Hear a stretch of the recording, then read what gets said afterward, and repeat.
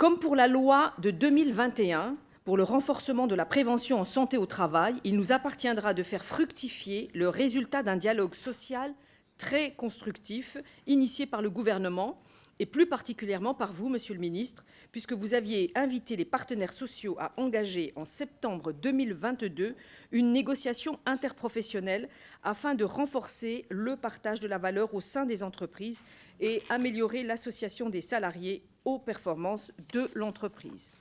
Cette négociation, on peut le dire, a été conclusive et a permis la rédaction d'un accord national interprofessionnel le 10 février dernier, signé par les principaux syndicats nationaux.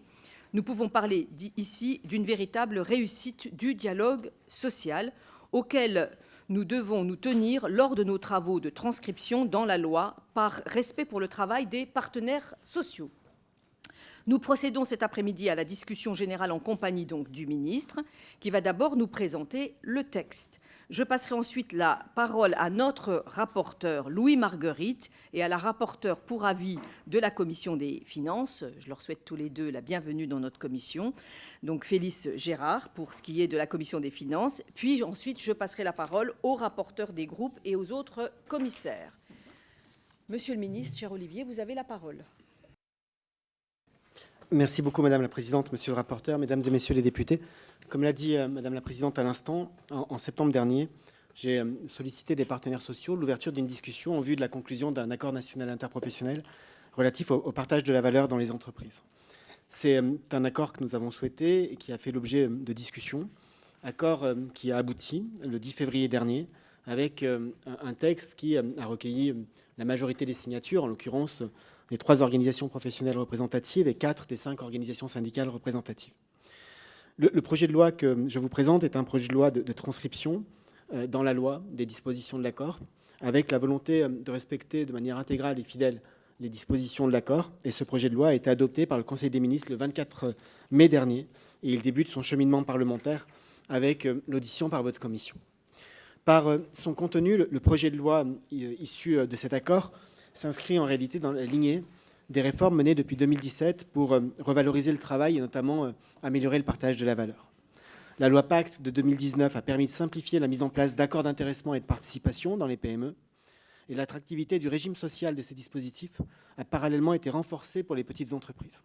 Je pense aussi à la loi qui porte mesures d'urgence pour la protection du pouvoir d'achat, votée en juillet 2022, publiée en août 2022, qui permet de faciliter davantage encore le recours à l'intéressement dans les PME et d'instaurer une nouvelle prime de partage de la valeur après la prime exceptionnelle de pouvoir d'achat.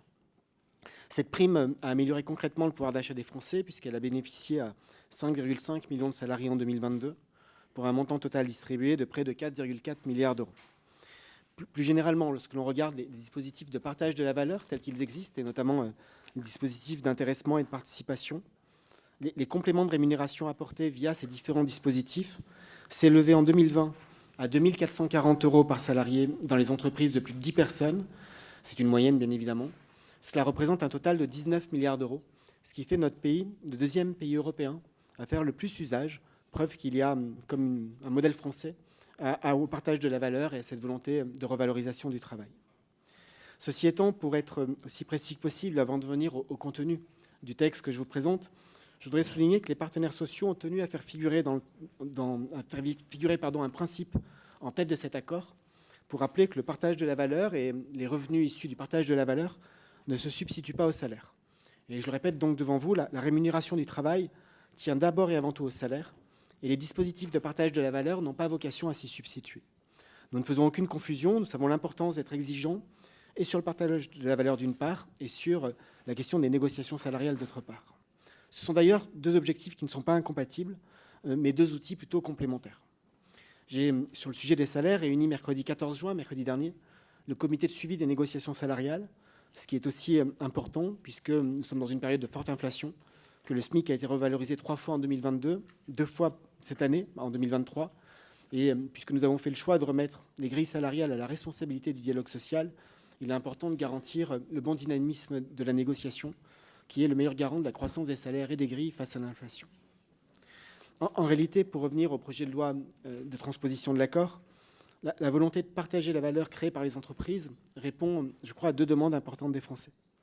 D'abord, œuvrer encore davantage pour le pouvoir d'achat des salariés, pour faire face à l'inflation, et répondre à une demande plus forte de participation des salariés dans la marge de leur entreprise, une aspiration à être valorisée et mieux entendue, ce qui rejoint d'ailleurs un désir de démocratie au travail. Les mécanismes de partage de la valeur, et notamment la participation et l'intéressement, ne sont évidemment pas des mécanismes nouveaux. Et nous le rappelons souvent, c'est en fait le programme du général de Gaulle qui a défini et posé les fondements du partage de la valeur tel que nous l'entendons. Ainsi, dès 1948, il propose le régime de l'association, avec la volonté de partager les résultats, le capital et la gouvernance de l'entreprise, et je le cite, de telle sorte que chacun participe directement aux résultats de l'entreprise à laquelle il apporte son effort. C'est sur ce fondement que seront créés les intéressements et l'épargne salariale, puis les lois Auroux de 1982 permettront d'approfondir ces mécanismes de partage. Aujourd'hui, par ce projet de loi issu de l'accord conclu par les partenaires sociaux, nous proposons finalement de poursuivre cette tradition et d'aller plus loin. Aller plus loin car si les mécanismes sont anciens, l'usage de ces dispositifs de partage de la valeur reste trop inégal. Ainsi, si 70% des salariés des entreprises de plus de 100 salariés disposaient d'un accès à un dispositif de participation en 2020, seuls 3% de ces entreprises de moins de 9 salariés et 6% de ceux des entreprises comptant entre 10 et 49 salariés y avaient accès. De fait, les entreprises de moins de 50 salariés, nous le savons, ne sont aujourd'hui pas soumises à l'obligation de mise en place de la participation. Nous avons donc souhaité aller plus loin pour développer le partage de la valeur dans ces petites entreprises, notamment dans celles de moins de 50 salariés, mais aussi pour faciliter et généraliser leur usage dans toutes les entreprises. Lorsque nous regardons l'accord signé par les partenaires sociaux, nous nous engageons à le respecter lors de sa transposition dans la loi. Je l'ai dit il y a un instant, j'ai invité en septembre 2022 les partenaires sociaux à envisager et à engager cette négociation nationale interprofessionnelle pour améliorer les dispositifs de partage de la valeur, pour les généraliser dans les entreprises. Et le document d'orientation qui accompagnait cet engagement à la négociation les invitait à négocier pour renforcer le partage de la valeur en travail et capital au sein des entreprises et améliorer l'association des salariés aux performances de l'entreprise. Le dialogue social s'est ouvert, il n'a pas été interrompu pendant toute cette période et il a permis d'aboutir à un accord. Ainsi, l'ANI a été conclu le 10 février 2023. Il a été signé, je le disais, par les 3 organisations patronales représentatives, le MEDEF, la CPME et l'UDP, et par 4 des 5 organisations syndicales représentatives, la CFDT, la CFTC, EFO et la CFE-CGC. Je veux devant vous saluer leur travail et leur esprit de consensus. C'est la preuve que ce dialogue permet de construire des solutions concrètes, consensuelles au bénéfice des Français, sur des sujets qui font l'objet d'une forte attente de leur part. C'est la raison pour laquelle je présente ce texte devant vous avec un principe simple, l'accord et rien que l'accord. Nous nous sommes engagés, lors de l'ouverture de la discussion, à le retranscrire fidèlement, et c'est ce que propose le texte aujourd'hui. D'ailleurs, pour garantir cette fidélité à l'accord, notre méthode a été de concerter et de co-construire ce texte à chaque étape de son élaboration. Et je souligne là aussi, alors que votre commission va désormais examiner le texte, d'abord pour saluer les travaux déjà menés, en particulier par votre rapporteur, mais aussi par d'autres députés, je pense à Madame Eva Sas en particulier, mais aussi par souci de cohérence, pour répéter que nous souhaitons que l'équilibre du texte soit conservé. Cela ne signifie pas qu'il n'y a pas d'amélioration à apporter au texte, mais je souhaite, et le gouvernement souhaite par ma voix, que lorsqu'il y a amélioration, lorsqu'il y a modification du texte, nous puissions le faire en accord avec les signataires de l'accord et sur la base d'un consensus entre les organisations syndicales et patronales signataires de cet accord. Vous le savez aussi, certaines stipulations de l'accord ne sont pas dans le projet de loi en tant que tel. Cela a été souligné par certains des partenaires sociaux signataires et à raison. C'est parce que nous considérons qu'il s'agit de mesures qui ne nécessitent pas de dispositions législatives. Elles peuvent être d'ordre réglementaire, elles peuvent être d'ordre de la pratique ou être satisfaites par le droit. Je pense notamment au principe de non-substitution, mais je pense aussi que nous pouvons là trouver des motifs et des pistes d'amélioration. Pour en venir enfin au contenu du texte, le projet de loi qui vous est présenté aujourd'hui comporte 15 articles. Je ne vais pas les énumérer ni les décrire tous, mais simplement en préciser certains. D'abord, pour souligner l'importance donnée aux classifications par les signataires de l'accord. Ainsi, au sein des branches, les organisations doivent se réunir une fois tous les 5 ans pour examiner la nécessité de renégocier les classifications dans le cadre des conventions collectives en matière de rémunération. Or, en pratique, il est constaté que l'ancienneté moyenne des grilles révisées était d'environ 12 ans en 2021. La révision des classifications est importante puisqu'elle permet de revoir l'éventail des salaires au sein d'une convention collective et donc de donner de la visibilité sur les évolutions possibles au sein de cette branche. C'est pourquoi le premier axe du projet de loi consiste à créer une obligation d'engager une négociation d'ici le 31 décembre 2023 pour les branches, et ce en vue de l'examen de la nécessité de réviser les classifications pour les branches qui n'ont pas procédé à cet examen depuis 5 ans. C'est un engagement important pour l'amélioration des rémunérations et des parcours au sein des branches, et ce, a fortiori, dans le contexte d'inflation que nous connaissons. Ensuite, ce projet de loi permet de développer les dispositifs existants de partage de la valeur dans les petites et les moyennes entreprises. Il facilite le développement de la participation dans les entreprises de moins de 50 salariés, qui ne sont pas soumises à l'obligation de mise en place d'un dispositif de participation, en permettant de négocier par accord de branche ou d'entreprise des formules dérogatoires à la formule légale de participation. La formule légale peut constituer parfois un frein au développement du partage de la valeur dans ces petites entreprises, et l'accord permet de lever ce frein. Pour cela, le texte permet la négociation de formules de participation dérogatoires à la formule légale dans les entreprises de moins de 50 salariés.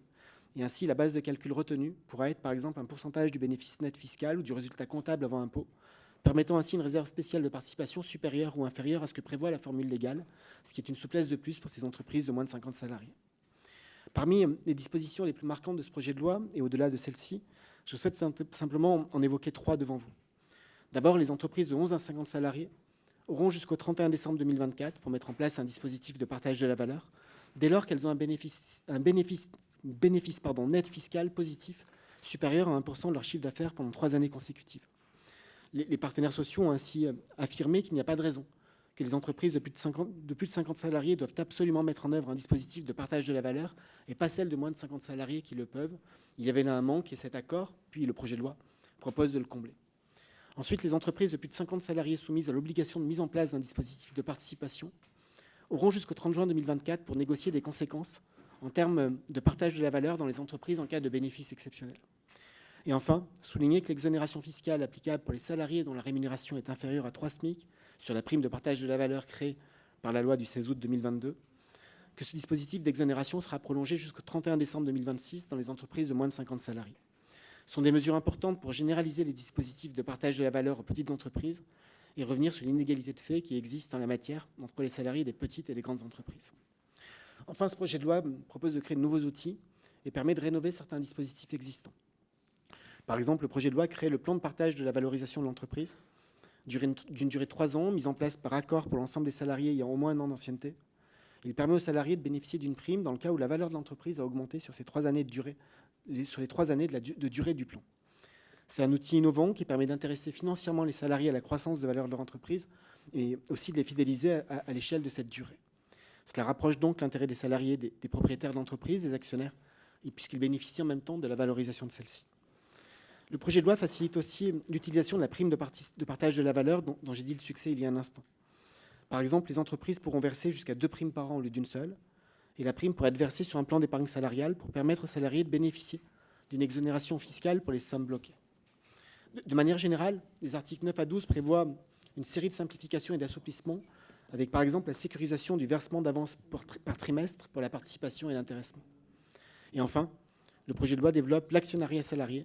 C'est là une réponse claire des partenaires sociaux à la demande d'une plus grande participation.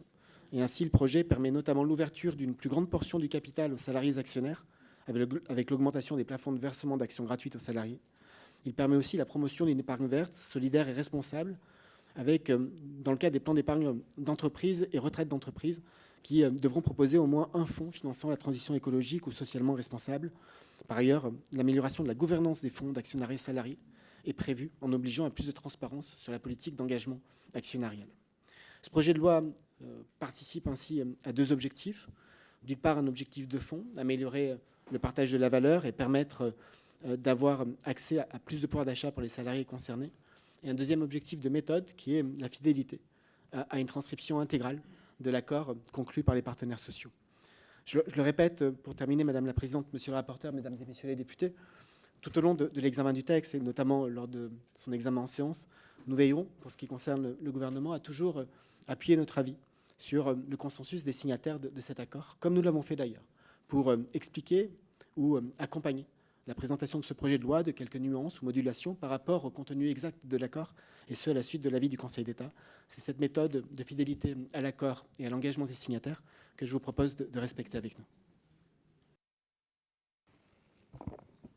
Très bien. Merci bien, Monsieur le Ministre. Je passe la parole donc à Monsieur le rapporteur Louis Margueritte pour une durée de 5 minutes d'habitude.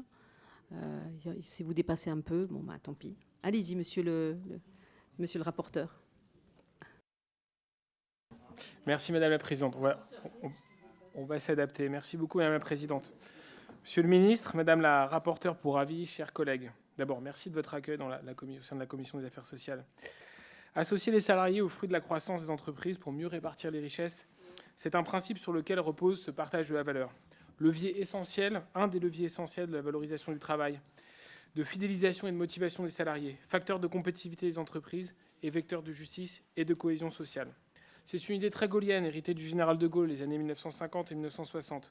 Les dispositifs de partage de la valeur, ils sont nombreux. Complets, peut-être parfois complexes, c'est vrai. Intéressement, participation, plan d'épargne salariale ou encore opération d'actionnariat salarié. Ils sont très largement répandus en France. En 2019, seule la Slovénie faisait mieux à l'échelle du continent que nous. Et nous pouvons nous féliciter d'être en tête de gondole sur ce sujet. Les années récentes ont d'ailleurs été marquées par un déploiement continu. Le nombre de salariés couverts par l'un de ces dispositifs a très nettement progressé au cours de ces 4 dernières années. Entre 2017 et 2020, plus de 8%, avant que la crise sanitaire, évidemment, ne vienne rebattre un peu les cartes. Ces progrès sont imputables, bien sûr, à la volonté des salariés et des chefs d'entreprise, mais également à l'action résolue de la majorité présidentielle et du gouvernement, qui s'est employée dès le début de la précédente législature à créer les conditions de leur diffusion dans les entreprises, petites et moyennes en particulier. Avec la loi du 22 mai 2019, la loi Pacte que nous connaissons bien, ou la loi plus récente du 16 août 2022, dite loi pouvoir d'achat, nombre de mesures pragmatiques ont été mises en œuvre à cette fin, entre simplification normative et incitation fiscale. Il n'en reste pas moins vrai que les salariés bénéficient dans des proportions très différentes de tous ces dispositifs.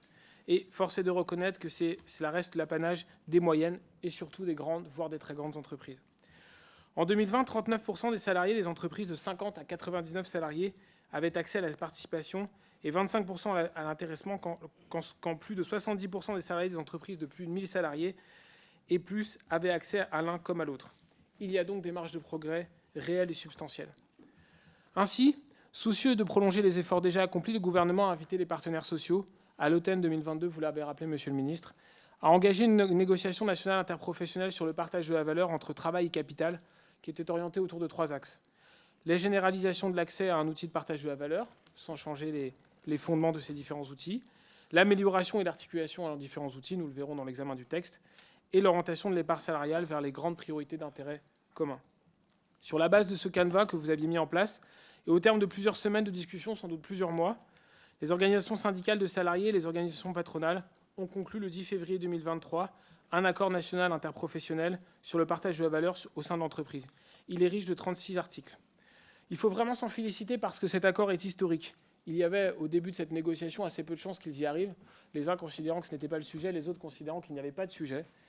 Et ils ont trouvé un terrain d'entente sur un sujet aussi fondamental. C'est vraiment la preuve que la démocratie sociale se porte bien dans notre pays et qu'elle a de beaux jours devant nous. Si, c'est vrai, on en reparlera. Le présent projet de loi assure la transposition des stipulations de l'ANI dont la mise en œuvre suppose notre intervention, conformément à l'engagement pris par la Première ministre. Je le dis avec toute ma conviction, son examen au Parlement et dans notre Assemblée devra se faire dans le respect des partenaires sociaux, afin que les grands équilibres soient préservés. Ces quelques éléments de contexte, je vais, sans rentrer dans le détail, rappeler les différents titres qui composent ce texte. D'abord, un premier titre, qui est un article unique, qui s'impose à toutes les branches qui n'ont pas procédé depuis 5 ans à un examen de leur classification, une négociation sur le sujet avant la fin de l'année 2023. Un titre 2 qui rassemble toutes les dispositions qui ont pour objet de faciliter la généralisation de ces outils de partage de la valeur, avec en particulier l'article 3, qui est une vraie avancée pour les entreprises de 11 à 49 salariés, qui est conçu sous la forme d'expérimentation et pour une durée de 5 ans et qui suppose que les entreprises de 11 à 49 salariés qui dégagent des bénéfices, nous reviendrons dessus, puissent distribuer en tout cas un des 3 outils de partage de la valeur. Un des dispositifs phares de l'accord national interprofessionnel transposé à l'article 5, c'est l'obligation de mieux partager les résultats d'une augmentation exceptionnelle des bénéfices au sein des entreprises de 50 salariés et plus, qui comptent au moins un délégué syndical. Ce sont près de 8000 entreprises qui sont potentiellement concernées par cette mesure, et cela va donc bien au-delà des seuls grands groupes. Je rappelle que c'était un point de vigilance des organisations syndicales. Dans un contexte économique où certains secteurs, de l'énergie ou des transports, réalisent des profits élevés, nous l'avons débattu depuis 1 an que nous siégeons au sein de cette institution, il est normal que nous puissions nous poser la question que les salariés reçoivent une juste part à la contribution lorsque les entreprises dégagent des bénéfices. Le dispositif initialement envisagé par les partenaires sociaux confie au seul employeur le soin de définir ce qu'est une augmentation exceptionnelle des bénéfices. Face au risque d'incompétence négative du législateur, le projet de loi, que vous avez modifié dans une saisine rectificative, Monsieur le ministre, a entendu confier la négociation collective à cette mission. Toutefois, pour tenir compte des réserves émises par le Conseil d'État, il semble que la définition puisse devoir être ajustée, et cela fera l'objet des discussions d'ailleurs qui vont se tenir dans les prochaines minutes ou les prochaines heures entre les organisations syndicales et organisations patronales. Quelques mots sur l'article 6 qui complète le mécanisme de la prime de partage de la valeur que cette Assemblée a voté il y a maintenant près d'un an et qui proroge jusqu'à 2026, fin 2026, sa composante exceptionnelle en soutien au pouvoir d'achat des seules entreprises de moins de 50 salariés. C'est un outil qui est plébiscité par les chefs d'entreprise. Il me semble qu'il convient de le conserver. Ces mesures sont de nature à conforter le succès de la PPV qui a bénéficié en 2022 à 25% des salariés du secteur privé pour un montant de 4,4 milliards d'euros. Il y a également quelques articles sur la création d'un outil nouveau sur lequel nous reviendrons, l'article 7 sur le plan de partage de valorisation de l'entreprise qui nous semble être un outil intéressant qui vise à mieux faire partager l'accroissement de valeur sans ajuster les droits de gouvernance. Quelques articles 8 de coordination et ensuite l'article 3, le titre 3, projet de loi qui contient plusieurs mesures de simplification que les partenaires sociaux ont appelé de leur vœu, notamment la sécurisation d'accords d'intéressement et également la simplification des procédures de révision de plans d'épargne interentreprises, pour ne citer que celle-là. Enfin, l'objet du titre 4 du projet de loi permet de mettre un point d'honneur à favoriser l'actionnariat salarié, qui est également un outil très efficace d'association des salariés à l'entreprise, et notamment permet de rehausser les plafonds d'attribution d'actions gratuites, les AGA. Vous l'avez également évoqué, Monsieur le ministre. Nous aurons évidemment le temps de revenir sur ces différents articles. Je voudrais simplement vous dire que les partenaires sociaux avaient très largement rempli leur mission. C'était des discussions difficiles. Nous avons auditionné à plusieurs reprises avec ma collègue Eva Sass, que je voudrais remercier pour la qualité des travaux que nous avons menés ensemble lors de la mission d'information. Également les administrateurs de l'Assemblée qui font un travail formidable, et dire que c'est à nous de remplir la nôtre pour nous montrer à la hauteur de l'enjeu et montrer que la démocratie sociale peut-être vaut au moins autant que la démocratie parlementaire. Je vous remercie. Merci bien, monsieur le rapporteur. Je passe la parole cette fois-ci à madame Félicie Gérard, rapporteure pour avis. Allez-y, madame. Merci madame la présidente, monsieur le ministre, monsieur le rapporteur, mes chers collègues. Je me réjouis d'être parmi vous aujourd'hui. La commission des finances s'étant saisie pour avis de ce projet de loi portant transposition de l'ANI du 10 février 2023 relatif au partage de la valeur au sein de l'entreprise. Comme l'a dit notre collègue Louis Marguerite, cette ANI est un succès à mettre au crédit du dialogue social dans notre pays. Signé par la majorité des organisations syndicales et patronales représentatives, il témoigne de la force de la démocratie sociale et de l'ambition qu'il est possible d'avoir dans ce cadre. Sur mon initiative, la commission des finances a jugé utile de se saisir pour avis des titres 2 et 4 de ce projet de loi. Ce texte est porteur de nombreux progrès. Il développe la participation dans les petites entreprises. Il renforce le partage de la valeur lorsque les résultats financiers favorables des entreprises le permettent. Il accompagne le développement de la prime de partage de la valeur. Et enfin, il développe l'actionnariat salarié. En début d'après-midi, l'examen en commission des finances aura permis de rappeler notre volonté collective de transposer fidèlement cette ANI. Seuls 2 amendements que j'avais déposés ont été adoptés. L'un pour étendre le rapport prévu à l'article 2 à un examen plus large des modalités de calcul de la participation, et l'autre pour transposer dans la loi l'article 33 de l'ANI. Vous l'aurez compris, je soutiens pleinement la transcription de cet accord. Cette ANI démontre que le dialogue entre employeurs et salariés fonctionne dans notre pays. Ce dialogue est souhaitable et bénéfique pour tous. Notre rôle de législateur est, à mon sens, de l'accompagner et de l'encourager. Je vous remercie.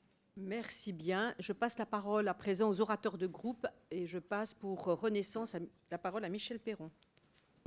Oui, merci Madame la Présidente. Monsieur le ministre, monsieur le rapporteur, mes chers collègues, le projet de loi soumis à notre étude est avant tout un texte issu d'un accord de l'ensemble des organisations patronales et des organisations syndicales signataires sur le sujet du partage de la valeur ou même plus précisément des résultats.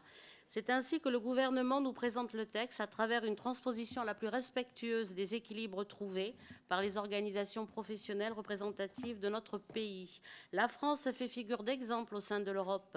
En effet, la France dispose d'un arsenal conséquent de partage de la valeur, que ce soit de la participation, de l'intéressement ou de l'épargne salariale.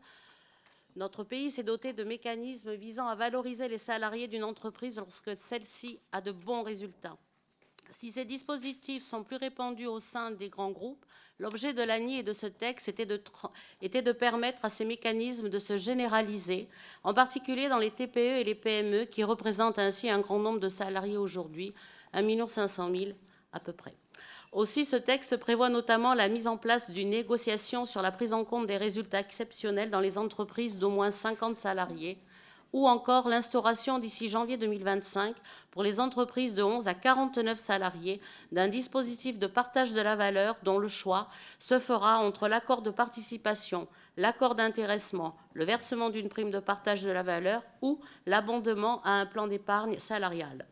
Parmi les autres dispositions présentes au sein de ce texte, l'article 6 prévoit de maintenir le régime fiscal et social de faveur de la prime de partage de la valeur initialement en vigueur jusqu'au 31 décembre 2023, de manière pérenne pour les entreprises de moins de 50 salariés. Ce texte est donc un texte qui vient entériner un accord des organisations syndicales et patronales. Nous nous devons de le respecter. La majorité a toujours soutenu la démocratie sociale. Ainsi, le groupe Renaissance, fidèle à ses engagements auprès des organisations professionnelles, soutiendra ce texte. Monsieur le ministre, quelle a été la méthode pour aboutir à ce projet de loi? Quelles seront les suites à donner à cet accord? Bien. Merci. Merci bien. Monsieur Frédéric Cabrolier pour le Rassemblement national. Merci, Madame la Présidente. Monsieur le ministre, l'accord national interprofessionnel qui a été voté en février 2023 voit 15 de ses 35 ou 36 articles transposés dans ce projet de loi. Alors on retrouve la possibilité de négocier un accord de participation d'ici juin 2024 avec une liberté totale sur la fixation de la formule du calcul de la participation qui peut être moins disante que la formule légale, ce qui doit permettre d'étendre la participation dans les entreprises de moins de 50 salariés. On retrouve la volonté de faire bénéficier aux salariés des bénéfices exceptionnels de leur entreprise qui entend répondre à une question de justice sociale. L'inscription dans le temps également et dans le champ de l'épargne salariale de la prime de partage de la valeur entend répondre à une problématique de pouvoir d'achat. L'augmentation des plafonds de capital attribuables pour les attributions d'actions gratuites devrait contribuer à l'objectif affiché de 10% d'actionnariat salarié dans le capital des entreprises françaises à horizon 2030. Toutefois, certaines remarques nous ont été formulées lors des auditions, comme le fait que le nouveau plan de valorisation de l'entreprise qui consiste à intéresser financièrement les salariés à la croissance de la valeur de leur entreprise vient en concurrence avec l'actionnariat salarié qui est plus compliqué à mettre en œuvre. Il faut rappeler également que le développement de ces outils de partage de valeur ne doit pas se faire au détriment de l'augmentation des salaires, qui reste le meilleur partage de la valeur. En effet, le CNRS nous a rappelé que la participation et l'intéressement représentent 6% de la masse salariale dans les entreprises où elles ont été mises en place, et un tiers ont eu un impact négatif sur les augmentations de salaire. Enfin, les chiffres du partage de la valeur sont faussés par la pratique de la fraude fiscale, évaluée à 40 milliards d'euros, et il n'y a rien dans ce projet de loi sur ces dispositions, et bien sûr tout ça grève la participation des salariés. Et je terminerai en disant que le Conseil d'État également a fait quelques remarques, notamment sur les entreprises pour la PPV de moins de 50 salariés, qui est prolongée, on l'a dit, jusqu'à fin 2026. Il fait remarquer que cette barrière des 50 salariés porte atteinte à l'égalité des salariés devant les charges publiques, selon qu'ils appartiennent à une entreprise de plus ou de moins de 50 salariés. Je vous remercie. Très bien. La parole est à Monsieur Mathias Taval pour la France Insoumise NUPES. Monsieur le ministre, vous êtes des hypocrites et tout le monde le sait. Vous êtes des hypocrites parce que vous vous cachez derrière cet accord national interprofessionnel comme alibi de démocratie sociale, alors que vous venez d'écraser les syndicats, les manifestants à l'Assemblée nationale pour imposer la retraite à 64 ans. Vous êtes des hypocrites parce que vous versez des larmes de crocodile sur le soi-disant déficit des retraites, mais vous présentez un projet de loi qui va encore affaiblir la sécurité sociale par des exonérations de cotisations sur l'intéressement, la participation ou les primes. Vous êtes des hypocrites car vous instrumentalisez ce texte pour faire croire que vous faites quelque chose pour le pouvoir d'achat des Français, alors que vous ne faites rien pour augmenter les salaires ni bloquer les prix. Mais votre texte est un aveu. L'aveu de l'échec de la prime Macron d'abord, 70% des salariés ne l'ont pas touché. L'aveu aussi de l'aggravation de la prédation du capital sur le travail. La France est championne d'Europe des dividendes versés aux actionnaires, mais pendant ce temps, les salaires réels ont baissé en 2022 et les sous-traitants sont étranglés par les donneurs d'ordre. Entendons-nous bien, qu'une entreprise distribue une partie de ses bénéfices à ses salariés est la moindre des choses.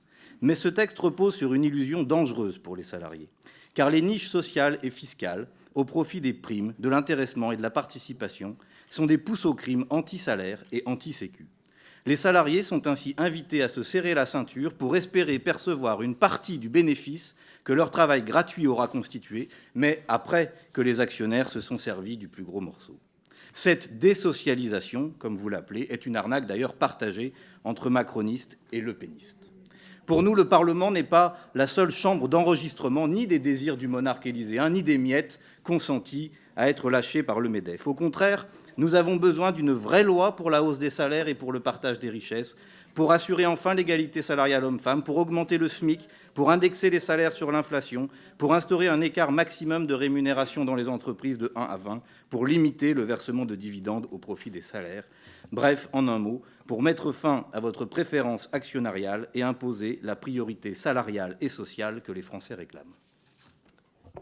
Très bien. Monsieur le député, quand on a du savoir-vivre, au moins on salue ses collègues et monsieur le ministre. C'est la moindre des choses. Alors vous dites qu'on est des hypocrites, mais vous manquez de savoir-vivre. La parole est à monsieur Stéphane Viry pour Les Républicains. Très bien. Bien, mes chers collègues, madame... S'il vous plaît, seul monsieur le député Viry a la parole. Oui, merci. Merci à vous, madame la présidente, monsieur le ministre, mes chers collègues. Nous aurons l'occasion, au cours des débats, de revenir sur les articles de ce projet de loi, sur les amendements. Moi, en l'état de nos discussions, je considère que ce projet de loi est utile car il permet de poser un débat, peut-être, qui va au-delà de la conformité de cette année, sur globalement un sentiment que j'ai depuis un an, qu'il y a une opposition systématique entre les salariés et les chefs d'entreprise, entre le capital et le travail. Moi, je considère qu'il faut aller au-delà, que la France a su le faire jadis à plusieurs reprises, et il est temps de reprendre une vision gaullienne qui avait mis en exergue la participation et l'intéressement des salariés.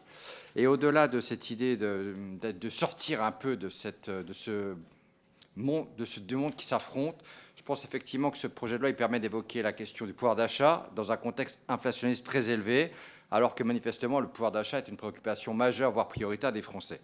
Cet accord national interprofessionnel, il est le fruit de discussions utiles et fructueuses. Il faut s'en féliciter, après que le dialogue social ait eu à souffrir d'un manque de considération pendant de nombreux mois et trop souvent a été relégué aux oubliettes. Il s'agit pour nous, mes chers collègues, de transcrire un accord national interprofessionnel.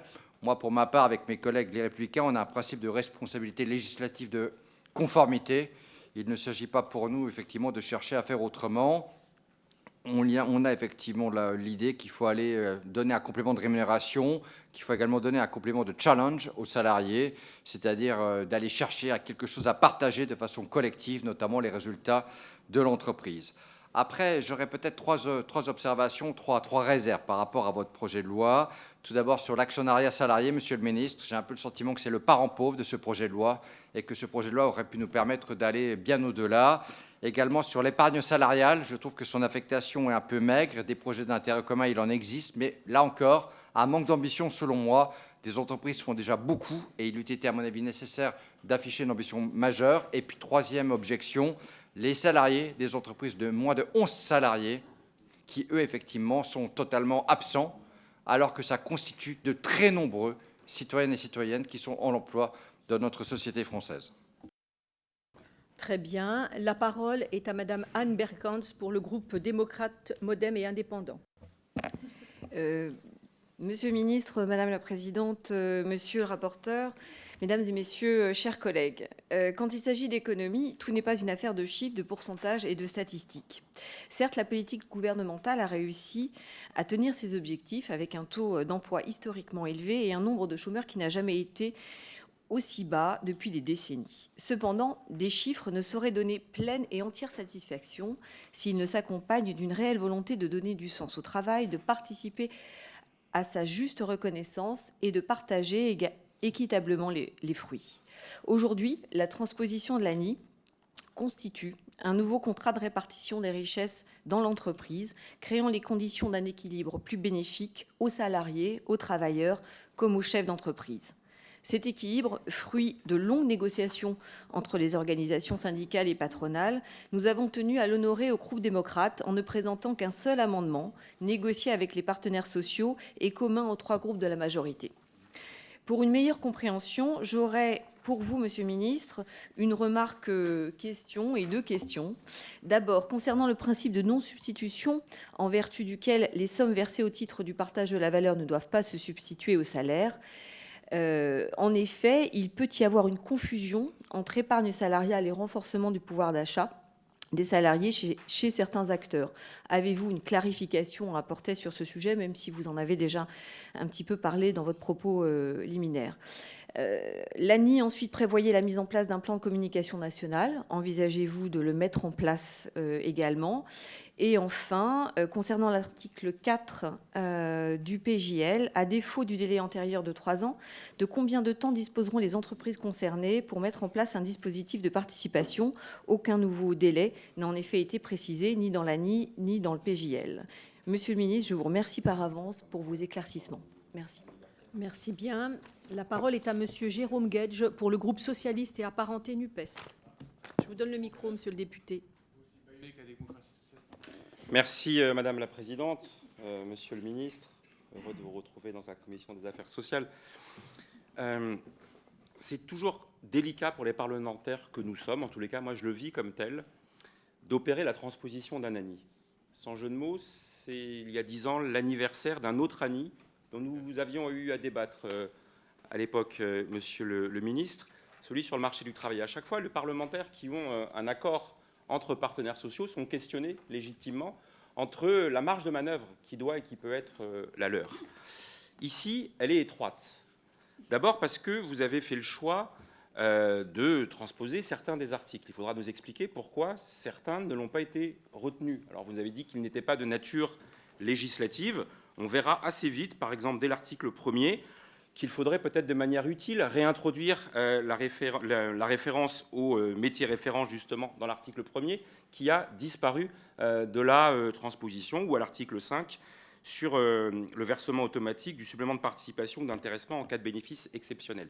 Donc ça, c'est la première difficulté, c'est les choix que vous avez faits de transposition ou de ne pas transposer. Puis la deuxième difficulté, c'est qu'on aurait très envie, nous, de débattre d'un projet de loi de partage de la valeur. Mais en ayant choisi ce titre de transposition du PJL, de l'ANI, alors on s'est vu écarter beaucoup de propositions qui auraient été utiles dans le débat. Peut-être n'auraient-elles pas été retenues, mais puisqu'on parle de partage de la valeur, nous aurions aimé parler de revalorisation des salaires, notamment d'augmentation du SMIC ou d'une conférence nationale sur les salaires, de tirer le bilan de la réforme de la loi Pacte et notamment de la réforme de la participation, notamment les modes de calcul des effectifs, d'instaurer un ratio d'écart salarial maximum au sein des entreprises, de conditionner les exonérations sociales au respect d'indicateurs de partage. Alors vous allez me dire, ce n'était pas dans la négociation, mais les parlementaires auraient eu envie de pouvoir débattre de ceci et de pouvoir l'amender. Et je termine par une question, du coup. Parce que dans cette petite marge étroite que vous nous offrez, entre démocratie sociale et démocratie parlementaire, vous avez eu cette phrase à l'instant, Monsieur le Ministre, en nous disant « J'espère que chacun des amendements pourra recueillir l'accord des partenaires sociaux signataires. » Et donc la question, c'est comment allons-nous faire? Quel est le juge de paix? Quel est celui qui est le garant de savoir s'il y a accord ou pas accord? Allons-nous suspendre nos travaux à l'examen? Attendez, monsieur le rapporteur a dépassé de 2 minutes. Vous avez été rapporteur, je vous laisse le temps nécessaire. Je termine ma phrase. Donc, surtout que c'est une question que je pose à monsieur le ministre pour la qualité de nos travaux, qui est de savoir comment est-ce qu'on va faire en commission et en séance pour savoir si les amendements que nous déposons, il n'y a pas de critère de recevabilité avec une commission composée des signataires de l'ANI. Donc, qui est le juge de paix? Très bien. Est-ce que c'est vous, Monsieur le ministre a parfaitement compris votre question. Monsieur François Gernigon pour le groupe Horizon et Apparentés. Merci Madame la Présidente, Monsieur le Ministre, chers collègues. Je tiens à souligner en premier lieu la démarche adoptée par les partenaires sociaux dans l'élaboration de cet accord national interprofessionnel et le soutien apporté par le gouvernement. Suite aux efforts entrepris pour faciliter l'accès à l'intéressement dans les PME et renforcer la prime Macron en été 2022, vous aviez exprimé votre volonté d'aller plus loin.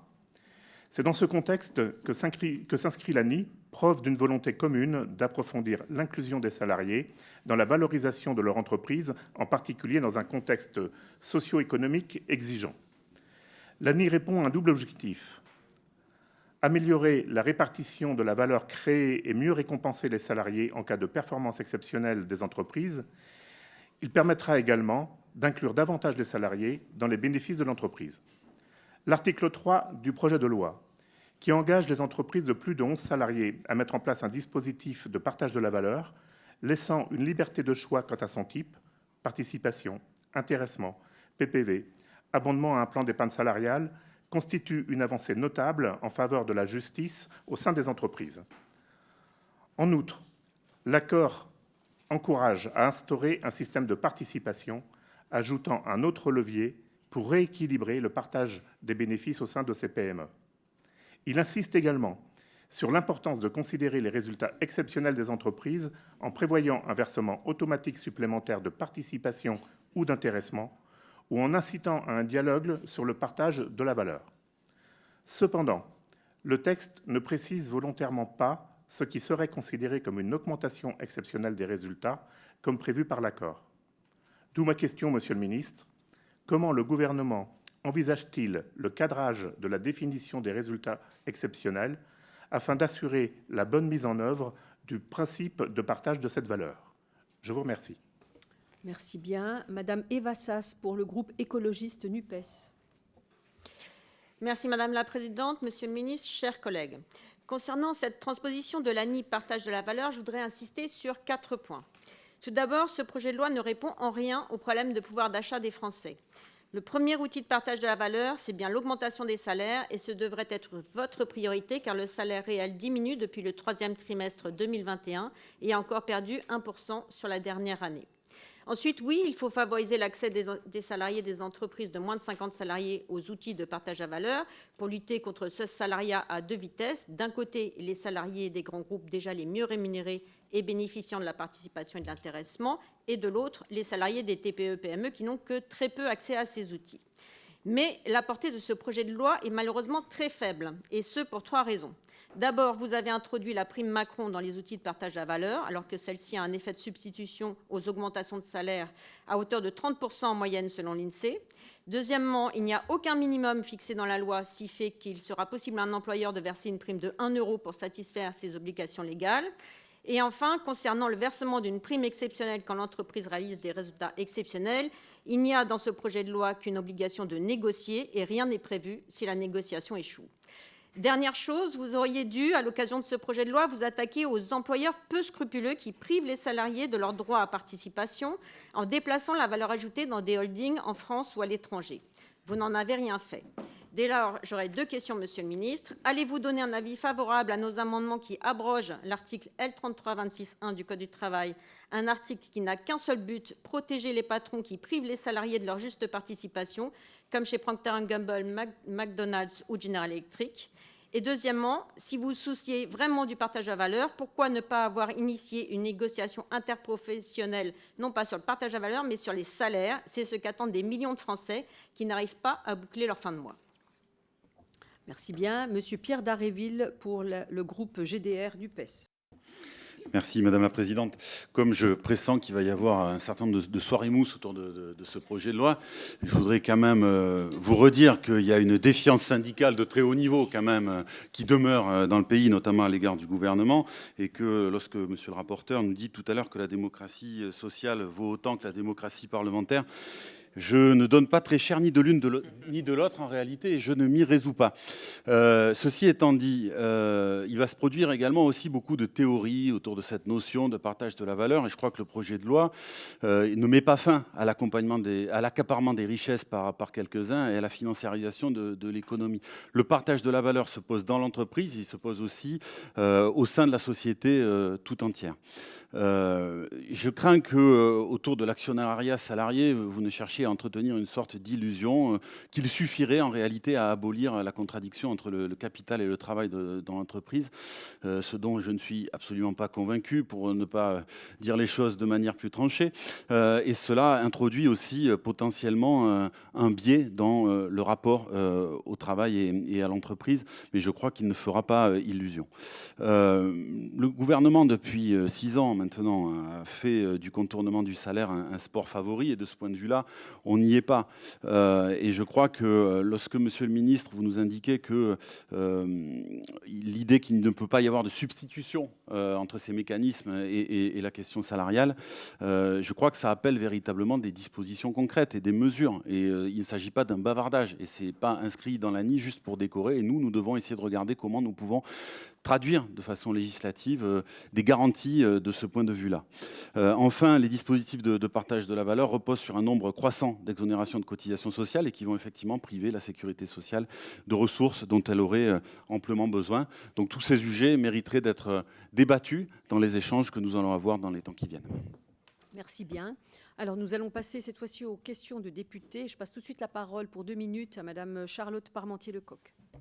Merci Madame la Présidente. Je voudrais d'abord saluer l'engagement de Monsieur le Ministre d'avoir soutenu, encouragé ces négociations, d'avoir permis qu'elles puissent se lancer et aboutir, et puis saluer le travail rapide que vous avez pu avoir avec les rapporteurs pour élaborer un projet de loi qui rapidement puisse transposer ce texte et donc apporter des mesures efficaces de partage de la valeur, validées par l'ensemble des partenaires sociaux, des mesures qui vont permettre que lorsque l'entreprise gagne, eh bien les salariés gagnent aussi. Alors les partenaires sociaux ont quand même bien rappelé la primauté que doit avoir la rémunération de base sur ces différentes mesures complémentaires. Dans le projet de loi, d'ailleurs, vous avez prévu une obligation de négociation sur les salaires lorsqu'ils n'ont pas été renégociés depuis 5 ans. Dans la loi pouvoir d'achat, on avait aussi ajouté la possibilité pour le gouvernement de faire fusionner des branches qui seraient peu allantes sur les négociations sur les salaires inférieurs au SMIC. Et vous-même, vous êtes très engagé dans le suivi de ces négociations. Donc, je souhaiterais avoir votre avis sur l'efficacité de ces différentes mesures et sur la dynamique que vous pouvez observer dans ce comité de suivi des différentes négociations dans les branches. Merci. Merci bien. La parole est à Madame Annie Vidal. Merci Madame la Présidente. Merci Monsieur le Ministre pour cette transposition rapide de l'accord national interbranche dans un projet de loi. C'est essentiel pour notre pays. Alors, je voudrais quand même attirer votre attention sur les mesures incitatives pour encourager les entreprises à adopter les dispositifs de partage de la valeur qui sont proposés dans ce texte. Il est indéniable que ce partage de la valeur est un enjeu majeur. En favorisant largement l'engagement des entreprises, nous pouvons renforcer la cohésion sociale et notre croissance économique déjà soutenue grâce à notre action, mais aussi stimuler l'innovation. Bien qu'adhérant au principe, certaines entreprises, en particulier les petites et les moyennes entreprises, peuvent rencontrer des difficultés pour mettre en place ces dispositifs.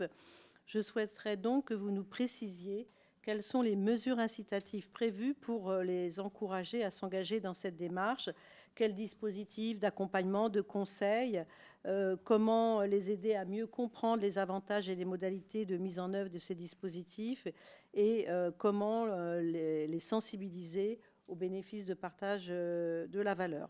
Je vous remercie de ces précisions. Merci bien. Monsieur Victor Catto. Merci Madame la Présidente, Monsieur le Ministre, Monsieur le rapporteur.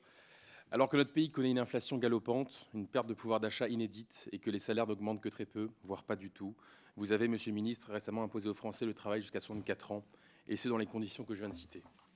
Conscient que vous alliez avoir du mal à faire avaler la pilule aux Français, vous avez fait la demande en août dernier, certainement dans un élan de bonté, que les partenaires sociaux de notre pays se réunissent et engagent des discussions. L'indécence du gouvernement aurait alors pu s'arrêter là, en demandant aux organisations syndicales de notre pays d'ouvrir des discussions sur le sujet que tous les Français attendent au vu de la situation économique que nous connaissons, mais qui semble constituer une véritable boîte de Pandore à vos yeux, les salaires. Mais non, à défaut d'avancer sur ce sujet capital, vous leur avez demandé de discuter des dispositifs de partage de la valeur en entreprise. Mesures certes utiles en termes de redistribution et de pouvoir d'achat, mais qui semblent plus faire office de pansement à l'heure actuelle que d'une véritable solution.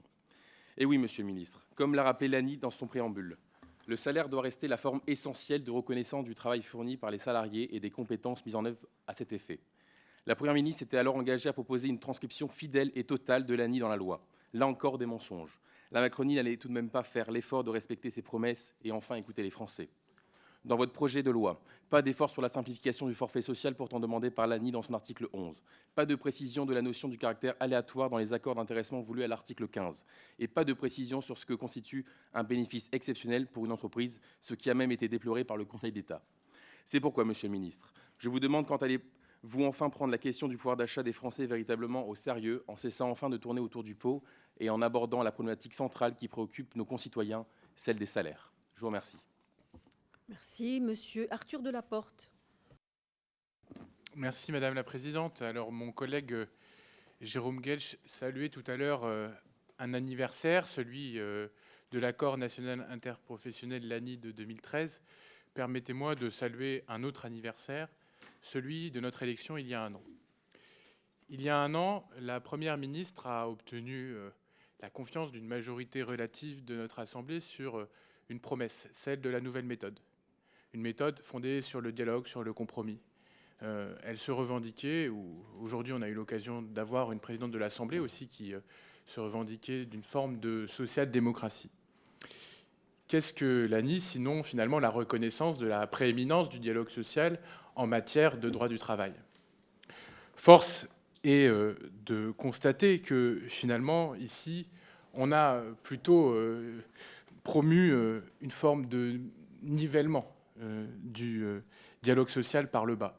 Puisque ce que vous nous proposez ici, c'est finalement rien de moins que transposer, mais juste transposer sans même nous donner le pouvoir à nous les parlementaires. Mais nous sommes habitués finalement à cette impossibilité de débattre ici. Mais ce que je ne comprends pas, c'est comment d'un côté, vous pouvez mépriser le dialogue social, ce que vous avez fait pendant plusieurs mois, et même finalement depuis 1 an et demi avec la réforme de l'assurance chômage, puis la réforme des retraites, et puis aujourd'hui changer de braquet et vous faire les parangons de cette pseudo-nouvelle méthode.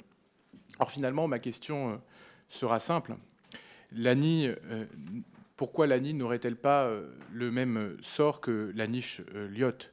C'est-à-dire cadenasser, dévitaliser, et finalement à l'image de ce qui vous préoccupe depuis le début de la législature, c'est-à-dire mépriser tout ce qui s'apparente de près ou de loin à une forme de construction saine et démocratique. Voilà, donc au-delà de cette anicroche, je me permettrai de dire que ce que nous souhaitons ici, c'est des débats parlementaires animés, mais vivants. Et donc je vous demanderai également de permettre cette expression et à l'avenir de vous engager, Monsieur le Ministre, à écouter au-delà des syndicats que nous souhaitons, les parlementaires dans leurs propositions, ce que vous n'avez manifestement pas fait depuis un an. Aurélie Trouvé pour 2 minutes. Merci Madame la Présidente, Monsieur le Ministre.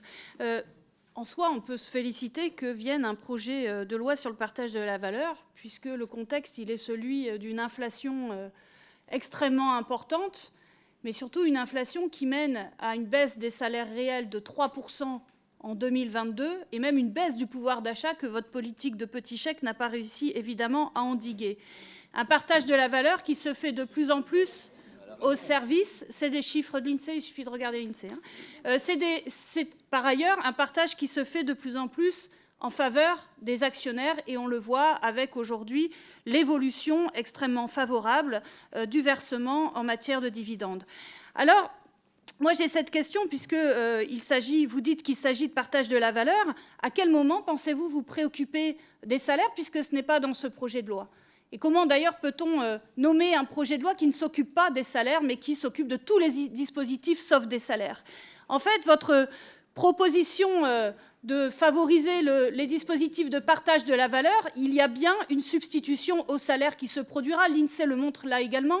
C'est 30% de la prime Macron qui se substitue au salaire, soit une perte de 1,2 milliard d'euros en un an pour les salariés. Donc moi j'ai cette question, vous dites qu'il ne s'agit pas de substitution du salaire. Qu'est-ce qui garantit dans ce projet de loi qu'il n'y aura pas de substitution des salaires? Vous parlez ensuite de revalorisation du SMIC. Il n'y a pas de revalorisation du SMIC de votre part qui soit au-delà des dispositions légales. C'est bien pour ça que nous demandons une hausse du SMIC au-delà de l'inflation. Et puis, j'en arrive maintenant au salaire eux-mêmes. et aux écarts de salaire et de rémunération au sein des entreprises, puisqu'on sait que ces écarts augmentent considérablement, que l'écart de la rémunération entre les dirigeants et les salaires moyens au sein des entreprises sont en forte augmentation. Là aussi, à quel moment, puisque ce n'est pas dans ce projet de loi manifestement, à quel moment comptez-vous vous attaquer au problème? Donc moi, je constate que vous avez voulu, à travers ce projet de loi et après la réforme des retraites, montrer que peut-être vous vous préoccuperiez de partage des valeurs, mais en réalité, il n'y a rien sauf des dispositions qui se substitueraient au salaire. 2 minutes.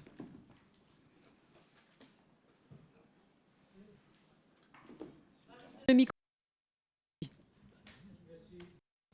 Merci Madame la Présidente, Monsieur le Ministre. Ce projet de loi relatif au partage des valeurs au sein de l'entreprise va créer encore une fois de plus en plus une division entre les travailleurs et ne récompense pas le travail à la hauteur de sa valeur. En effet, ceux qui travaillent pour les grandes entreprises, avec un peu de chance, se verront accorder des primes plus élevées que les salariés des plus petites entreprises, car certaines PME, TPE soulignent déjà leur situation financière contrainte par la conjoncture pour expliquer l'absence de versement de primes. Ce sera notamment le cas pour les Outre-mer. Exemple, pour La Réunion, les entreprises sont très majoritairement de petite taille et comptent entre 1 et 9 salariés. Très peu d'entreprises ont plus de 11 salariés et c'est plus ou moins la même situation dans les autres territoires dits d'outre-mer. À votre avis, Monsieur le Ministre, quel est en pourcentage le nombre d'entreprises et de salariés qui seront concernés par cette mesure dans les outre-mer? En outre, cette politique de primes se substitue à une vraie politique d'augmentation des salaires et de manière spécifique, puisque le pouvoir d'achat est beaucoup plus bas chez nous dans nos territoires. Ne faut-il pas appliquer un SMIC majoré en outre-mer, un SMIC de rattrapage qui, selon une étude, boosterait la consommation des ménages et contribuerait à tonifier les économies en outre-mer? Quel est votre avis, Monsieur le Ministre? Merci bien. Eh bien, après ces nombreuses interventions et questions, je passe la parole à Monsieur le Ministre. Je vous donne le micro, Monsieur le Ministre. Merci. Merci Madame la Présidente, Mesdames et Messieurs les députés. Sans nécessairement répondre intervenant par intervenant, et je vais essayer de reprendre les principaux points qui ont été évoqués pour éviter les redites. D'abord, une question sur la méthode. Lorsque nous avons engagé les partenaires sociaux à ouvrir cette discussion, beaucoup d'entre eux avaient exprimé le souhait que cette ouverture de discussion soit accompagnée d'un engagement du gouvernement sur une transposition intégrale et fidèle de l'accord. Engagement que j'avais pris, engagement que la Première ministre a pris à son tour et que nous respectons ici.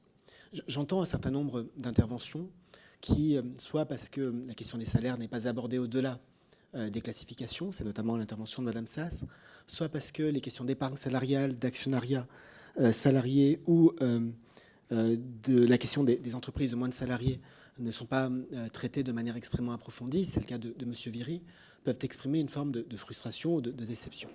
Je peux comprendre et je peux entendre un certain nombre de ces interventions, de ces arguments, mais ne pas respecter l'engagement que nous avons pris vis-à-vis des partenaires sociaux qui ont accepté d'ouvrir cette discussion serait à mon sens pire. C'est la raison pour laquelle nous faisons ce choix de transposer de manière intégrale et fidèle.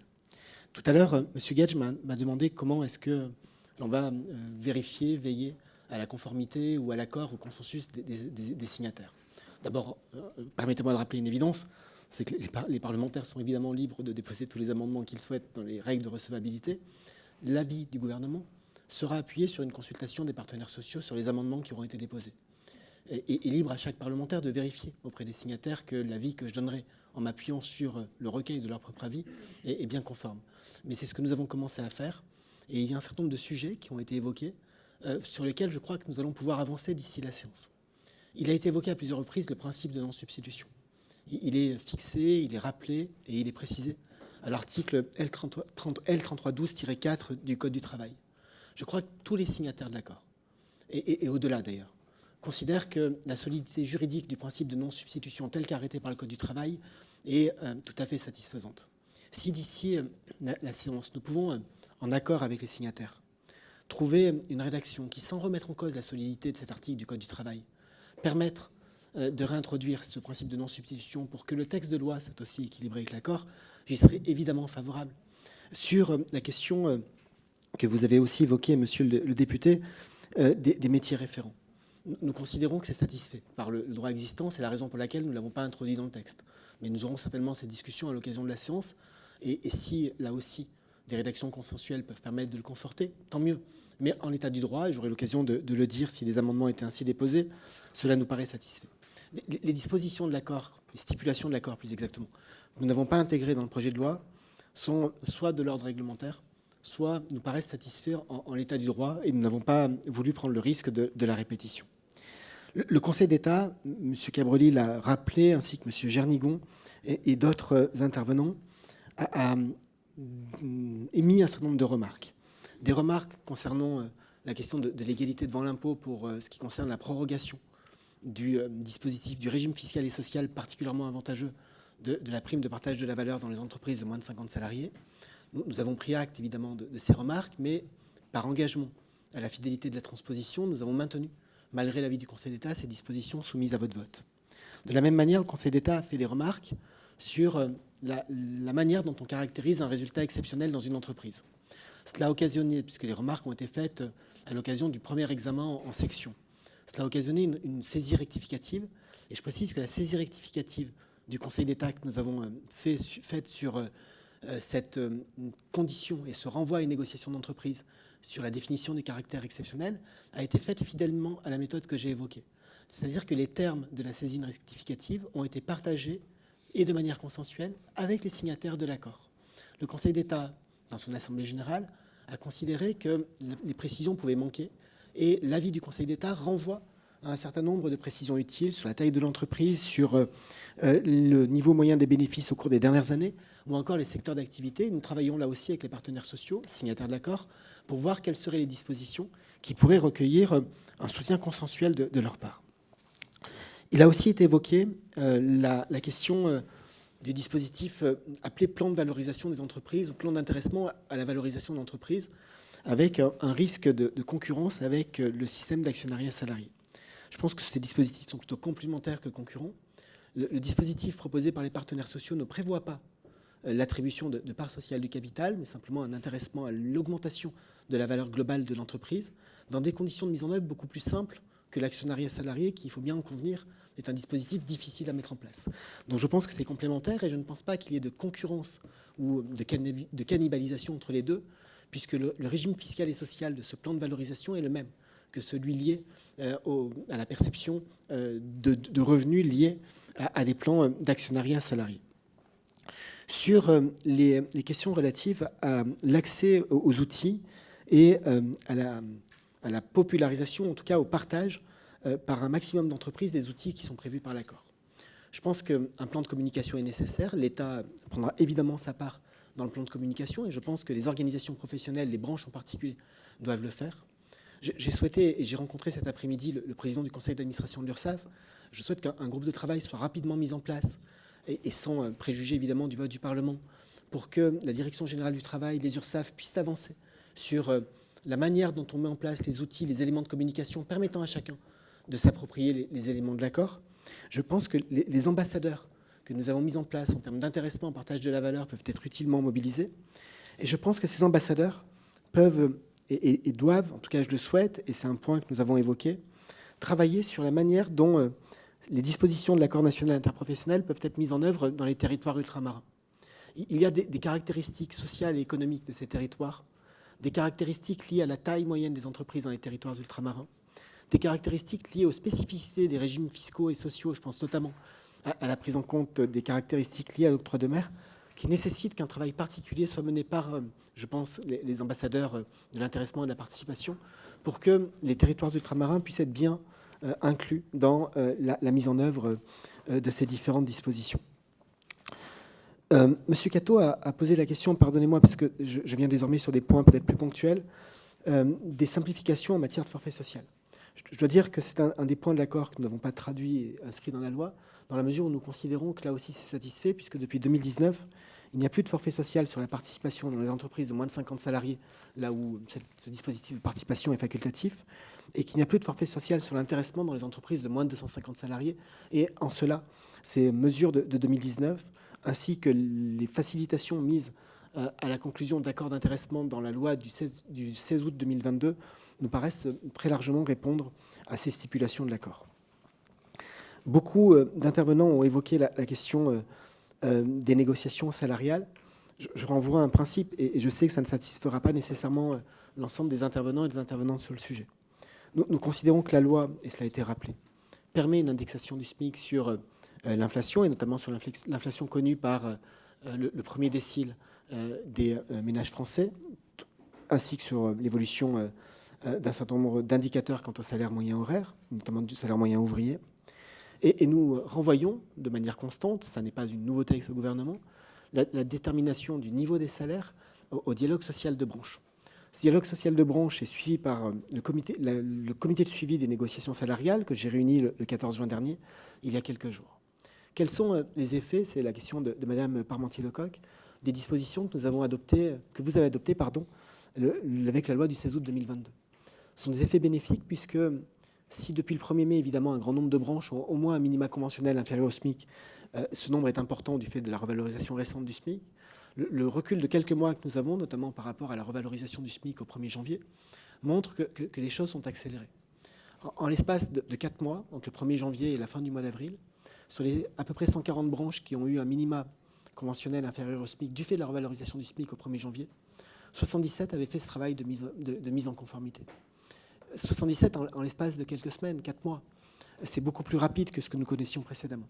Et par ailleurs, vous avez adopté un certain nombre de dispositions qui permettent au gouvernement de considérer que le maintien pendant une période trop longue d'une branche dans une situation où elle présente au moins un minima inférieur au SMIC est un critère de restructuration. Deux éléments de réponse à cela. Le premier pour dire que lorsque nous regardons le nombre de branches dont un minima conventionnel au moins est inférieur au SMIC depuis plus d'1 an, nous sommes à 9 aujourd'hui sur les 171 suivis, contre 20 en moyenne lors des années précédentes. Et enfin, cette possibilité de restructuration en cas de maintien long d'une branche avec un minima conventionnel inférieur au SMIC, nous l'actionnons, puisque j'ai indiqué à la branche des casinos que, faute d'accord d'ici au mois de septembre, puisque c'est le délai de procédure contradictoire, si je puis dire, prévu par la loi du 16 août 2022, nous procéderons à la restructuration. C'est le premier exemple de mise en œuvre de la disposition de la loi du 16 août 2022. Pour le reste, j'espère ne pas avoir oublié trop de points. Pardonnez-moi, je parcours rapidement mes notes. Non, je termine simplement en disant que, de manière générale, je comprends et j'entends qu'il y a toujours une forme d'insatisfaction à ne pas aller au-delà de l'accord tel qu'il a été noué par les partenaires sociaux. C'était le cas, je crois, lors des discussions autour de l'ANI ayant donné lieu à une transposition à l'été 2021 en matière de santé au travail. Ça peut être le cas, évidemment, avec cette ANI, comme ça avait été le cas avec l'ANI de 2013 qui a été rappelée. D'ailleurs, ANI qui donne un certain nombre de résultats probants, puisque parmi les dispositions de cette ANI figuraient notamment les conventions de revitalisation, dispositif qui, à l'occasion de sa 10e année, montre aussi son efficacité pour accompagner la réindustrialisation et la création de nouvelles activités sur les territoires directement concernés par des plans de restructuration et des plans sociaux. Voilà, Madame la Présidente, ce que je pouvais dire. Je ne doute pas que le débat que nous aurons en séance permettra d'avancer. Et je répète, la totale disponibilité du gouvernement pour continuer à améliorer ce texte, avec toujours cet élément de méthode que je souligne, la volonté qui est la nôtre de nous conformer à la fois à l'accord, mais aussi à un consensus des partenaires sociaux signataires de cet accord pour les modifications qui seraient envisagées à l'occasion de ces discussions. Merci bien, Monsieur le Ministre, pour toutes ces réponses précises qui n'appellent pas de remarques émanant des députés. Donc, encore une fois, merci. Je remercie également les rapporteurs. Et puis, mes chers collègues, nous allons donc nous retrouver, puisque nous allons rentrer dans le dur, à 21h. Je dis bien 21h et pas 21h30. Ce soir, c'était prévu pour 21h. Moi, ça ne me dérange pas, mais bon... on me dit que les députés ont des choses... voilà, ils avaient prévu certaines choses, donc du coup, c'est pas possible. Donc... oui, mais bon, moi, je peux pas me permettre de démarrer...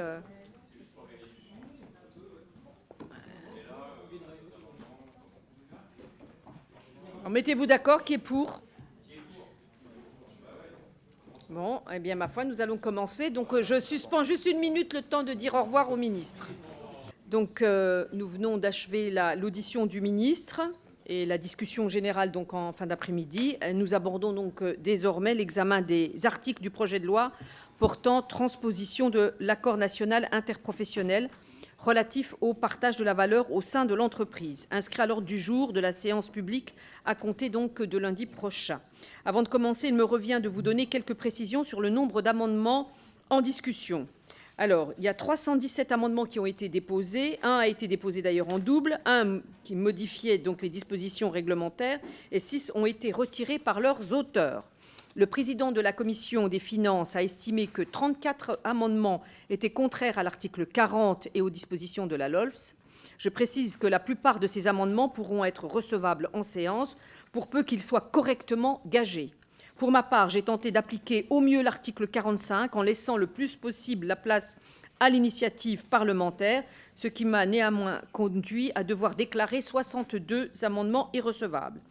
Je rappelle que le projet de loi ne porte pas sur l'ensemble de l'ANI, mais seulement sur certaines de ses dispositions. Les amendements ne devaient donc pas seulement avoir un lien avec l'ANI, mais avec les dispositions de l'ANI reprises dans le projet de loi.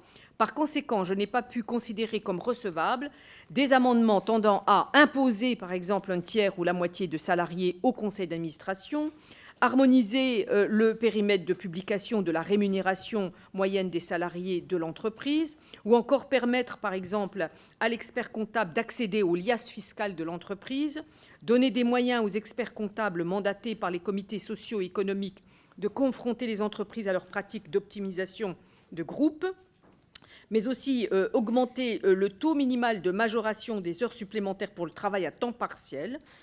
Il y avait aussi un sujet sur la revalorisation des salaires des apprentis, était déclaré aussi irrecevable au titre de l'article 45. Demander la présentation d'un rapport, par exemple, sur l'entrepreneuriat féminin. Encadrer également les versements de dividendes, majorer le prélèvement forfaitaire unique, etc., etc. Donc il y a eu plusieurs irrecevabilités à ces titres-là. S'agissant plus particulièrement des amendements en lien avec l'article 1, je rappelle que cet article conduit à l'ouverture d'une négociation par branche sur la nécessité de réviser les classifications pour les branches qui ne l'ont pas fait depuis 5 ans et que cette négociation prend en compte l'objectif de mixité. Comme vous le savez, les classifications servent à déterminer l'intégralité de la grille salariale au travers des minima hiérarchiques. Les amendements visant à renforcer la négociation collective sur des éléments en lien indirect avec les classifications m'ont donc paru recevables, par exemple quand ils portent sur la négociation sur tous les salaires, sur l'intégralité des grilles ou des minima, ou bien sur la mixité. En revanche, les amendements qui avaient pour but d'administrer les salaires ne m'ont pas semblé recevables, comme ceux fixant le SMIC, une rémunération minimale ou une échelle de salaire, ou bien ceux établissant un lien entre le SMIC et salaire minimum des salariés d'une branche. De même, les amendements dont l'objet principal est de revenir sur les allègements généraux de cotisations ou certaines aides n'ont pas de lien, même indirect, avec le texte, et donc j'ai bien sûr dû les déclarer irrecevables. Alors, pour autant, mes chers collègues, il nous reste quand même 208 amendements à examiner, donc qui sont en discussion. Donc nous allons pouvoir démarrer cet examen. Alors, avec amendement portant article additionnel avant l'article 1. Et je passe tout de suite la parole à Madame Maximi. Ou Monsieur Rateneau. Pas de problème, allez-y. Je vous donne le micro, vous l'avez. Oui, merci Madame la Présidente. À travers notre amendement, nous voulons tout simplement élargir le champ du titre premier au dialogue social sur les rémunérations. En matière de partage de la valeur, nous nous opposons à la défense permanente du gouvernement au sujet des rémunérations. Et nous constatons que même dans ces titres, ce projet de loi fait tout pour éviter les hausses de salaire, en incitant notamment à recourir à la prime exceptionnelle de pouvoir d'achat et en généralisant les dispositifs d'intéressement et de participation. Exonérés de cotisations sociales, ces mécanismes viennent faire une concurrence déloyale à de réelles augmentations de salaire. Ainsi, je le rappelle, par cet amendement, nous proposons de réaffirmer les objectifs du dialogue social et des négociations en matière des classifications, mais aussi en matière de rémunération. Très bien. Monsieur le rapporteur, votre avis sur cet amendement ? Oui, je crois qu'on est On est au cœur d'une discussion qu'on aura sans doute dans les prochains amendements, les prochains articles, qui est effectivement la question des salaires versus les autres compléments de rémunération, je vais les appeler comme ça, même si c'est probablement pas le terme totalement pertinent. Moi, je vous propose qu'on en parle peut-être sur les articles où on sera vraiment au cœur de cette question. Juste en 2 mots, le projet de loi, d'ailleurs, ça a été dit par le ministre et on l'a rappelé, la question des salaires a été écartée par les partenaires sociaux, organisations syndicales et organisations professionnelles. Personne n'a dit d'ailleurs que ce projet de loi réglait la question de l'augmentation des salaires. On aura l'occasion d'en reparler sur effectivement les dynamiques salariales versus les dynamiques de pouvoir d'achat. C'est évidemment au cœur des préoccupations. Je ne suis pas sûr par ailleurs que les titres changeraient d'ailleurs quelque chose à cette question. Donc pour ces raisons, sur cet amendement comme le suivant d'ailleurs qui lui ressemble, je suis défavorable. Très bien. Oui, monsieur le député. Merci, monsieur le rapporteur. En l'espèce, justement, si les titres sont importants, il s'agit bien de montrer la volonté du législateur que la discussion, la négociation qui va avoir lieu sur cette base ne se limite pas aux seules classifications, mais intègre la question des rémunérations. Et ça nous paraît absolument évident, y compris si on veut faire en sorte que ces classifications derrière n'aboutissent pas à ce que des personnes restent plusieurs années à un niveau du SMIC parce que les minima seraient trop bas ou parce qu'il n'y aurait pas eu la discussion aussi sur les rémunérations à ce moment-là. Donc ça nous paraît tout à fait nécessaire de le mettre. Ce serait d'ailleurs au passage une manière de prouver votre bonne foi quand vous dites que vous ne voulez pas de la substitution de ces autres formes de rémunération par rapport au salaire. Si vous ne le voulez pas, alors faisons en sorte que la discussion qui va s'ouvrir porte aussi sur les rémunérations. Moi, pour ma part, je ne connais aucune organisation syndicale de salariés qui ne serait pas d'accord pour ouvrir une négociation de branche sur les salaires. Très bien, monsieur le rapporteur. J'entends vos points, mais simplement, en l'occurrence, c'est le seul article. C'est comme ça, hein, c'est la discussion qui est issue de la discussion qu'il y a eu entre les organisations patronales et syndicales. Pas de doute qu'elles ont dû être pas simples, enfin, j'imagine, et ça a été rappelé. Elles ont mis beaucoup de temps, et on pensait d'ailleurs au début qu'elles n'allaient pas y arriver. Donc, on reviendra aussi sur cette notion-là. En l'occurrence, celle qui touche à la grille des salaires, c'est le seul article de l'ANI et donc du projet de loi qui évoque cette question-là. Donc, c'est pour ça que le titre fait bien référence à la question des classifications et pas à d'autres éléments qui pourraient toucher à la grille salariale ou à la dynamique salariale. Donc, j'entends votre point. Je pense qu'on aura plein d'autres articles et d'autres amendements sur lesquels on reviendra sur ces débats de fond que j'entends, mais je reste défavorable. Très bien, monsieur le député, vous maintenez, je suppose, votre amendement. Monsieur Rattenon ou monsieur Tavel? Oui, oui. Très bien. Je mets aux voix cet amendement qui a reçu un avis défavorable de monsieur le rapporteur, qui est pour, qui est contre. Il est rejeté. Article 1er. Amendement pouvant être mis en discussion commune. Alors, qui le prend? Madame Maximi? Je ne sais pas si vous êtes...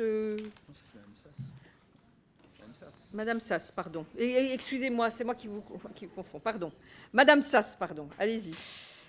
Merci, Madame la Présidente. C'est un amendement qui vise à prendre en compte les métiers repères dans la révision des classifications, car c'est la meilleure façon de mettre en lumière les écarts femmes-hommes, les métiers les mieux rémunérés étant le plus souvent majoritairement occupés par des hommes. Je voudrais rappeler à ce titre que l'accord national interprofessionnel du 10 février relatif au partage de la valeur au sein de l'entreprise prévoit qu'il convient d'apprécier les niveaux de rémunération au regard non seulement des classifications, mais aussi des métiers repères. Très bien. Pardon, un autre amendement, monsieur Guedj? Oui, merci Madame la Présidente. On est là immédiatement dans un cas d'espèce de la qualité de la transposition. Alors on va rentrer dans la philosophie, même si, comme l'a dit le ministre tout à l'heure, c'est un beau débat que celui de l'articulation entre démocratie sociale et démocratie parlementaire. Mais glissons-nous dans le cahier des charges proposé, celui de la transposition de l'ANI, tout l'ANI, rien que l'ANI. Au moment où vous nous proposez donc une révision des classifications pour tenir compte de l'objectif d'égalité professionnelle entre les femmes et les hommes et la mixité des emplois, pour les branches qui n'en ont pas opéré de négociation sur ces sujets-là depuis 5 ans, nous souhaitons avec cet amendement qu'on tienne compte de la volonté expresse des négociateurs de l'ANI et des signataires de l'ANI, puisque à la fin de l'article 4, qui est un des longs articles de l'ANI, il est bien mis spécifiquement les organisations signataires, je vais reciter ce que Eva Sass vient de vous mentionner, les organisations signataires considèrent qu'il convient d'apprécier les niveaux de rémunération au regard non seulement des classifications, mais aussi des métiers repères. Donc au moment où vous nous proposez des négociations sur les classifications, nous vous proposons d'être plus précis encore et de mentionner les métiers repères. Alors vous allez me dire, comme le ministre, donc je ne sais pas où est à cet instant la commission de validation, si j'ose dire, par les partenaires sociaux, mais il faut leur poser la question. Qui peut le plus, peut le moins. Surtout quand eux-mêmes ont souhaité apporter cette précision. Donc, soyons fidèles à la volonté des négociateurs et des signataires en y faisant figurer ce qu'eux-mêmes ont souhaité voir figurer. Alors, toute la question qui est posée, c'est est-ce que c'est déjà satisfait? Est-ce que dire qu'une négociation sur les classifications comporte mécaniquement une négociation sur la révision des métiers repères? Eh bien, je ne le crois pas. Si on regarde comment se structurent les métiers repères dans certaines des branches, parfois pas revisitées depuis un moment, je pense que l'injonction, en tous les cas la demande des partenaires sociaux est légitime. Et donc, si on est dans l'esprit tout l'ANI, rien que l'ANI, alors il faut voter cet amendement. Bien, monsieur le rapporteur, votre avis sur ces amendements? Bien, merci. Merci, chers collègues. Ça me permet du coup de dire que des informations dont je dispose, la fameuse commission de transposition, dont on a appelé d'ailleurs, c'est même pas de transposition, c'est de suivi de l'accord national interprofessionnel qui est prévu dans l'ANI. Et on a appelé les organisations, chacun d'ailleurs dans son rôle a appelé les organisations professionnelles, organisations syndicales à se réunir un peu plus tôt. Bon, ça n'arrive que maintenant, c'est comme ça. Se réunir à 18h45. Je pense qu'on aura, j'espère, à partir de à l'issue de la reprise, des éléments chacun évidemment est libre de contacter les uns les autres, donc on aura effectivement un point de retour là-dessus et on espère qu'ils débattront d'un certain nombre d'éléments qui ont été rappelés d'ailleurs sur la qualification du bénéfice exceptionnel, enfin en tout cas les précisions à l'article 5 et d'autres sujets. Ça, c'est le premier. Il faut qu'il le fasse vite, puisque de toute façon, les délais d'amendement pour la séance sont fixés à jeudi, donc c'est important. Alors, vous avez raison, il y a effectivement 2 articles dans l'ANI qui traitent de cette question. Il y a l'article 3, qui retranscrit dans l'article 1er, d'ailleurs, qui est le seul qu'on évoquait à l'instant sur les classifications. Et c'est une catégorie légale qui est inscrite dans la loi et qui, évidemment, est un déterminant des salaires sur la branche qui est considérée. Et ensuite, il y a l'article 4, que vous avez évoqué également, qui mentionne ces métiers repères. Alors, elle rend pas, quand on regarde les choses dans le détail, elle rend pas obligatoire la révision. Enfin, peut-être qu'il l'interprète comme ça. En tout cas, c'est pas écrit comme ça. Mais en fait, elle le traite sous l'angle de l'égalité professionnelle entre les femmes et les hommes au sein de l'entreprise. Donc, il y a d'autres amendements plus tard dans le texte dont on pourra débattre sur cette question. D'ailleurs, moi, je propose éventuellement que vous puissiez demander aux organisations syndicales si ça leur convient la rédaction telle qu'elle existe à l'article 1 qui retranscrit l'article 3 de l'ANI. Mais moi, ce que je vous propose, c'est de retirer cet amendement, peut-être de leur poser la question si ça leur convient. Il me semble qu'en tout cas, la transposition de l'article 3 et de l'article 4 me semble être couverte par la rédaction actuelle. Très bien, monsieur le rapporteur. Mes collègues députés, là, vous les maintenez ? Très bien. Alors, je mets aux voix donc l'amendement 211 qui a reçu un avis défavorable. Qui est pour? Qui est contre? Il est rejeté. Même avis, même vote sur le 1. Très bien, je vous remercie. Amendement suivant, monsieur Catteau. Merci, madame la présidente. Cet amendement vise à diminuer le délai de négociation lié à la classification, parce qu'effectivement, il est prévu, au travers de cet article, du coup, une négociation pour les entreprises qui n'ont pas négocié depuis 5 ans. Sauf qu'en 5 ans, l'inflation est arrivée, le pouvoir d'achat des Français, évidemment, a baissé. Et donc, il est proposé, à travers cet amendement, de baisser à 3 ans ce délai de négociation et à 2 ans pour les métiers en tension. Je vous remercie. Très bien. Monsieur le rapporteur. J'entends ce point. Donc, effectivement, vous l'avez rappelé, votre amendement vise à faire passer de 5 à 3 ans, voire à 2 ans sur les métiers en tension. Nous savons qu'il y en a. D'ici à décembre 2023. Donc, ça, c'était un point de l'article 3 de l'ANI qu'on vient juste d'évoquer à l'instant. Et le délai de 5 ans, il est fixé à l'article L2241-7 du Code du travail, qui fixe le délai maximum offert à toutes les branches. Ça a été un point des éléments de retour que j'ai eu sur la négociation qui a été assez âprement discuté. Donc j'ai quand même des doutes sur la capacité des uns et des autres à faire bouger. Il y a 60, juste parmi les données du ministère du Travail que nous avons demandé dans le cadre des travaux, il y a 65% des branches qui disposent de grilles de classification révisées il y a plus de 5 ans, avec une moyenne de 12 ans. Je reconnais que ça nécessiterait que ça aille un peu plus vite. Il y a quand même eu des révisions, elles ont été évoquées d'ailleurs par le ministre pendant son audition, qui vont quand même globalement dans le bon sens, suite à l'augmentation du SMIC. Je ne dis pas que c'est suffisant, mais enfin ça va quand même dans le bon sens. Mais il me semble que c'est un amendement qui irait sans doute assez nettement plus loin que les éléments d'équilibre qui ont été trouvés dans l'accord. Donc mon avis est défavorable. Très bien. Monsieur le député Catto, vous le maintenez? Très bien. Je mets aux voix donc cet amendement qui a reçu un avis défavorable. Qui est pour? Qui est contre? Il est rejeté. Amendement suivant, qui le défend? C'est celui de Monsieur Pétavy. Madame Sass. Oui, c'est à nouveau moi. Effectivement, c'est un amendement de mon collègue Sébastien Pétavy qui revient sur le même sujet que tout à l'heure. Le groupe écologiste, au travers de cet amendement, réitère sa demande que la révision des classifications éventuellement négociées s'effectue également en prenant en compte la liste des métiers repères. Je voudrais insister sur le fait que c'est là où on voit le plus les discriminations basées sur le genre, et c'est au travers des métiers repères. Ça a été dit à plusieurs reprises. Très bien. Monsieur le rapporteur, votre avis sur cet amendement? Oui, demande de retrait pour les mêmes raisons que ce qui a été évoqué avec notre collègue Guedj. Et je propose qu'on reparle notamment des questions d'égalité homme-femme un peu plus tard, d'égalité femmes-hommes, pardon, sur les questions des salaires, un peu plus tard dans la discussion. Très bien. Vous le gardez, Madame Sass, vous le maintenez? Je mets aux voix cet amendement qui a reçu un avis défavorable. Qui est pour? Qui est contre? Il est rejeté. Amendement suivant, monsieur, non pas défendu. Monsieur Catto pour le 75. Merci Madame la Présidente. Alors cet amendement vise effectivement à trouver une solution par rapport à la problématique qu'on rencontre. On voit qu'il y a un grand nombre d'entreprises n'ont pas négocié, en tout cas de branches, n'ont pas négocié du coup dans ce délai de 5 ans qui avait été proposé par le passé.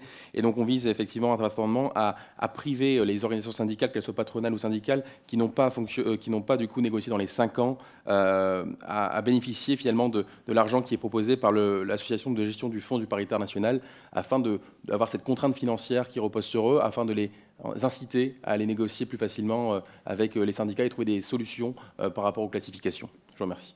Très bien, monsieur le rapporteur. Non, sans surprise défavorable, je ne suis pas totalement sûr que ce soit une bonne façon d'entamer le dialogue avec elle.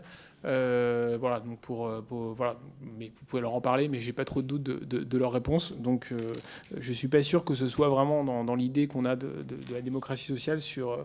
Voilà, mais bon, voilà, donc défavorable. Très bien. Oui, monsieur Tavel. Oui, merci. C'est effectivement le principe de sanctionner les branches qui ne parviennent pas à négocier et encore moins à des accords. Nous y sommes très attachés. Il nous semble, nous, que c'est sur le levier des exonérations de cotisations que nous devrions pouvoir jouer, au moins de façon temporaire, au moins à partir d'un certain seuil, etc. En revanche, la proposition du Rassemblement national est parfaitement dangereuse et en plus malhonnête, parce qu'elle revient à accuser les syndicats de salariés d'être responsables du fait que leur branche ne négocie pas. Les organisations syndicales de salariés ne sont en rien responsables du fait qu'il n'y a pas de négociation de branche. S'il y a des organisations à sanctionner parce qu'il n'y a pas ces négociations, c'est exclusivement les organisations patronales.